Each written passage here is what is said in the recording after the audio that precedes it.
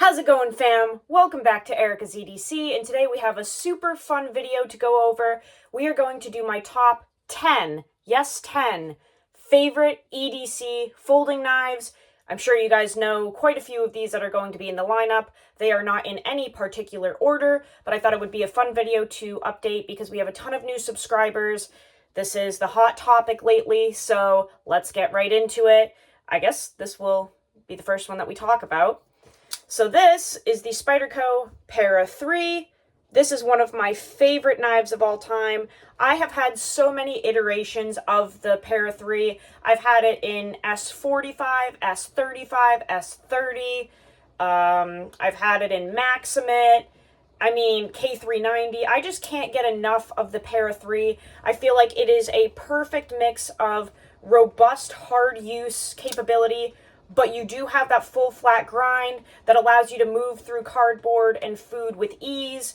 Obviously, you can get this reground even thinner if you wish, but it's one of those knives that I feel like I don't need to adjust. I don't need to customize it. It's just great as it is. I have run it before with the skinny scales. That does improve the ergonomics for most of the people that use this knife. However, I find that the palm swell is actually quite comfortable, especially with hard use and tasks where you're just continuously putting pressure on that handle.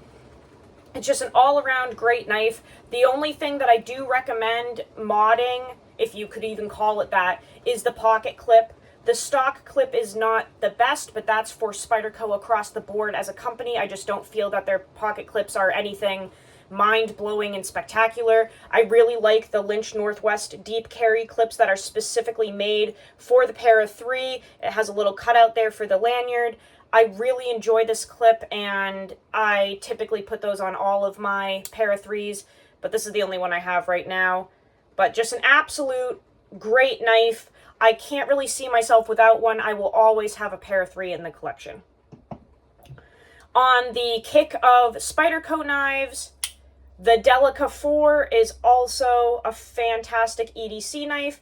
If you are looking for something geared more toward thin and slicey, this is going to be in your ballpark. This is a very, very nice EDC knife. Yes, you do have a little bit of that old school lock back action there, but it's still easy to actuate with one hand, no worries. It's just an awesome knife. The price point is fantastic. They do a whole bunch of exclusives and sprint runs with different steels and different flavors, colors, all that good stuff. This one is in K390. This is easily one of my best performing knives because of the K390.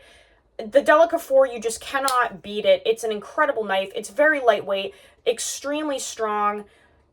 An older model from Spyderco, but one that I don't think will ever get old because it just hits all of those sweet spots. And the last Spyderco that we have in the lineup is the Native 5. Whether you go for the Native 5 lightweight or just the regular Native 5, it's again a fantastic model. This has a little more blade height. It's a little more stubby looking. It feels a little more hard use. You do have that forward choil in conjunction with some really nice jimping. We love Spyderco's jimping. It's just a very comfortable knife to use. Is it the most attractive model? Absolutely not. It's not slim, it's not elegant, it's not beautiful per se, but it's an absolute beater and user of a knife. This is another model that I have had many different flavors of, and this one is in Rex 45. This is reground super thin. This is another one of my best performing knives because of the Rex 45, because of the regrind. Great price point. They're just phenomenal knives. This is easily one of the best EDC knives ever created. I think that this is EDC in a whole. This package is really all that you need. I love the Native 5. I highly suggest trying one out if you're able to. We're going to move into Benchmade for a minute. Now, I have really drifted away from Benchmade. I just can't justify their prices on a regular basis anymore. They're just out of control at this point.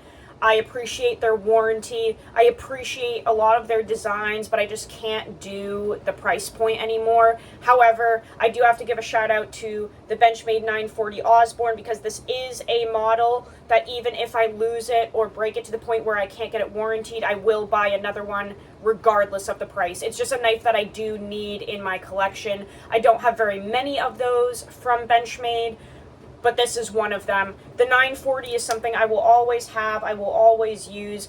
I have bonded so much with this model as a whole that I just have to have one all the time. Luckily, I've never lost this, knock on wood, and I have used this for many, many, many years. I've had this since I was a teenager, but this is just an awesome go-to knife for a jack-of-all-trades, master-of-none type mentality. You can cut and slice with this if you lay the edge back to 15 DPS like I did. It performs much better. You can also get these regrounds so that they're slicier, but overall, the Benchmade 940 is a beater of a knife.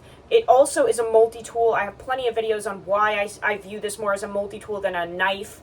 You have the pry bar, screwdriver, hammer type attributes that I know not everyone believes in, but I do. Hashtag use your shit. Get over it. It's just an absolutely beautiful knife. And the best part about the 940 is that you're getting a very durable, rugged design and model in one of the thinnest, most elegant looking packages I've ever seen. This is a knife that during the week, in construction, in hard use blue collar jobs, you can absolutely be on this and then still throw it in your pocket for church on Sunday. You can still use it as a gentleman's carry at a wedding. It's slim, it's elegant, it's beautiful. It has plenty of blade length. It's just a universal design that should work for anyone. And they do make the 945, which is the mini version of this. It's just an incredible model. I will always have one. I love the 940. Along with Benchmade, controversial, but for me, it's just a home run, the Benchmade Bugout. Another knife from Benchmade that I have to have one all the time. I love them. This is one of the most genius designs of all time in the entirety of the knife community, in my opinion. Lack of ergonomics, thin slicey blade, lightweight at like 1.8 ounces, beautiful EDC knife. I think it was misnamed. I don't think this is a Bugout knife. I think this is just an EDC knife. But regardless, it is absolutely awesome. I am obsessed with the Bugout. I've had so many of them. I will always have one. It's very comfortable to use, very lightweight. This is great to throw in your gym shorts in the summertime and you still have a full-size blade. I love the Bugout. I really recommend people trying this if they haven't yet. And they do, again, make a mini version of this. I love the Benchmade Bugout. Let's do another thin slicey real quick. Three Rivers Manufacturing Neutron 2, a knife that I've had a really up and down relationship with, and I ended up loving it in the end. The first version of this I was not a fan of. I really enjoy this knife now. I've got to give props to TRM for the heat treat protocol that they use. I know that they send it off to Pete's to get heat treated, but nonetheless, it's just fantastic. Their 20 CV is really good stuff. Thin slicey blade, obviously not the thinnest or the sliciest, but it's pretty darn thin. Great food prep knife, great cardboard eater. Again, very, very lightweight. You have infinite amounts of different scales that you can use. You can get titanium, you can get G10, you can get micarta, you can get all different designs and flavors. We love that. You can throw the O-rings on there if you wish. Really nice action, just super thin and slicey. Made in the USA. I mean, what more could you ask for? It's an absolutely gorgeous knife. I love my Neutron 2. The people over at Three Rivers Manufacturing are really good people. I love them. This is an awesome knife that I really enjoy using. Next up we have, I'm sure you figured this would be in here somewhere, the Chris Reeve Small Sebenza. Whether you get the 21 or the 31, they don't make the 21 anymore, but you can get it on the secondary. The 31 is readily available. This is a knife that I just absolutely love. This is a one and done for me. If I had to just get one knife for the rest of my life, it would be a Chris Reeve Small Sebenza. It's durable, it is rugged, it is hard use, but again, in a very elegant package like the Benchmade 940 Osborne. The titanium is absolutely stunning. You have a beautiful warranty with this knife and anything from Chris Reeve. I don't care if you don't like the price point, get over it. It's something that everyone should experience. I love a good Sebenza. I mean, you can't beat this hollow grind. You cannot beat just the overall aesthetics of it. Cosmetically speaking, it's just beautiful. It is plain, but it's just everything that you need, right? I mean, it's plain to some people, I guess you should say. To me, this is the Mila Kunis of the knife world. It's perfection. You can't change anything about it. It would be a sin to change anything about the Sebenza. It is absolutely stunning. It is beautiful. It is perfect. It's Mila Kunis. What more could you ask for? Everyone needs to try one of these. You gotta get one loaned to you. You've got to trade for one. You've got to try to get one on the secondary. I don't care what you do to get this. I don't care. You have to try one. The Sebenza is something everyone needs to experience. Next up we have the Emerson Mini A100, of course. We cannot talk about my favorite EDC knives without talking about and referring to the Emerson Mini A100. This is a knife that I have absolutely beaten the SHIT out of, and it just has never failed me. It keeps going. I really want everyone to try a Mini A100 if they believe that mentally they can steer away from geometry for a little while and just try one of these out. I love the Mini A100. This is a beater. I have used this as a scraper. I have used this as a pry bar. This knife is absolutely just a tank. I love everything about it. Some people don't like that they're not readily available, but you just have to sign up for those email notifications to get one. They do drop pretty often, but this knife is just an absolute beast. And this is the epitome of simplicity. There is nothing to this knife. It's literally like holding a broomstick on steroids. It's just a tool, right? This is what we grew from, really. This is like the most simple EDC knife you could think of. There's nothing to it. And I really like kind of just like almost going back in time with this design. You have no finger choils. You have no fidget factor. You have no nothing. It's just a dang knife. It's just a tool that's there for you when you need it. It's an absolute beast. You don't have to think about using it at all. And it's just kind of cool to experience that sometimes. Just the nothingness to this is everything. I love that it does not tell me what to do. Again, another knife that everyone should try if they can get their hands on one. Maybe borrow one, maybe buy one from someone, but I love the Mini A100. These scales were made by the Shutterdug. I don't believe he does these scales anymore, but you can get micarta scales from Emerson. You can get this model with the micarta scales already on it. There are many people that make micarta scales for this knife. Fast Light Ones on Instagram, Andrew, he makes them. He's the one that does the po' boy conversions, but he also makes plain micarta scales, so hit him up if you would like some.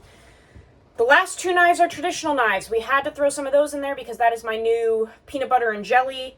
In here, in this gorgeous Richter Knives slip, we have a Case Sodbuster Junior. Another knife that I just cannot live without at this point, especially when you can get them in this sweet chrome vanadium steel or carbon steel or 1095, whatever you want. There are 11D different types of Sodbuster Juniors, right, Michael? 11D. It's just an awesome, super lightweight, classic model. You've got that snub nose, bull nose type blade shape. You can skin with this. You can do food prep. You can do EDC tasks. It's so paper thin. It just melts away in your pocket. It's not fidgety. There's nothing to it. It's just beautiful. It's a timeless classic. I love the Sodbuster Junior. This is something that I think everyone should have, especially because they're so cheap, right, guys? Like, all of the folders that we just looked at are expensive, really. You can get a Sodbuster Junior for $35 if you get the synthetic handled version of it. You can, you know, if you want to be fancy and be a big spender, you can go spend 50 or 60 bucks on a version that has some chestnut bone covers, or you know, there are so many different types of bone covers on these that you can get, but this is just a gorgeous little blade. I love that you can get them in carbon steel that gets a patina. It's a very comfortable knife to use. What more could you ask for? It's beautiful. Everyone should have a Soddy. Everyone in the community needs to try one of these. They're absolutely beautiful. Gotta love a good case Sodbuster Junior. And you really can't run them unless you have the Richter Knives slip to go with it. So please check out Richter Knives. I will mention him in the link down below. You've got to get in his books for one of these slips. Everybody needs a Soddy. Everyone needs a Richter Knives slip. And the last one in the lineup, guys, surprisingly, the old Timer Bruin. Another knife that I think everyone should try. And here's the reason why. This is a traditional knife with multiple modern twists that improve this model greatly. Of course, mine is living in a Richter Knives slip. This one in particular is his saw cut pattern. Beautiful. But this is another type of Sodbuster design, but a little more modern, a little improved. We have a little more of a clip point blade here, and there are multiple aspects of this that just are refreshed. So we do have a locking mechanism on this Sodbuster type knife. A lot of the case Sodbusters, or all of them I should say, are non-locking. If you feel more comfortable with a locking model, hit up Old Timer. This is USA made. So we have a beautiful lock there, very smooth. I tested this for an entire month. It passed with flying colors. I could not get this to break. I could not get this to fail. It's just an awesome model. So the lock is really nice. The action is smooth. We have beautiful, real saw cut bone covers.